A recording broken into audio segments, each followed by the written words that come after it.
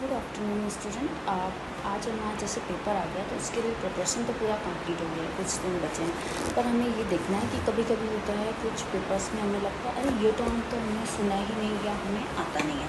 तो ये सिचुएशन आपके साथ ना हो तो आपको उसी के लिए क्या करना, कुछ नहीं, सिंपल सी चीज़ें करनी लाइक दैट। फर्स्ट आपको सारे इंपॉर्टेंट क्वेश्चन पढ़ने हैं। सेकंड, जो टॉपिक है चाहे वो माइक्रोबायोलॉजी हो, बायोकेमिस्ट्री हो, फार्माकोलॉजी हो, अनाटमी हो, फिजियोलॉजी, वॉट एवर, कोई भी सब्जेक्ट हो या तो कोई भी कोर्स हो, BDS हो, MBBS हो, UG हो, PG हो, सबके लिए एप्लीकेबल है कि आपको देखना है कि हाँ हमने सारे इंपॉर्टेंट क्वेश्चन कर लिया और जिसका भी टॉपिक है उसका अनदर नेम है, लाइक दैट ग्लाइकोलाइसिस का अनदर नेम, क्रैब साइकिल का, यूरिया साइकिल का, तो अनदर नेम है तो उसे भी हमें पढ़ना है। और जो लास्ट है कि हमें कोई भी क्वेश्चन ऐसा ना हो कि हमने कभी देखा ही नहीं, तो उसके लिए हमें हमारी बुक में ये होता है index.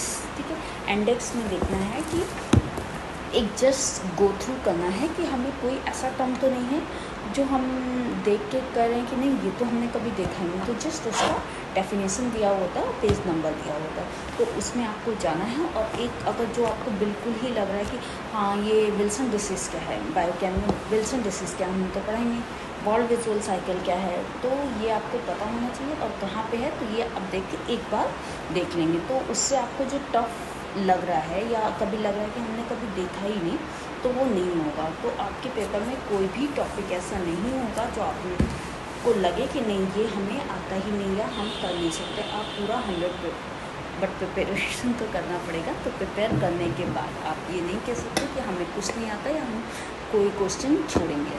Thank you, best of luck.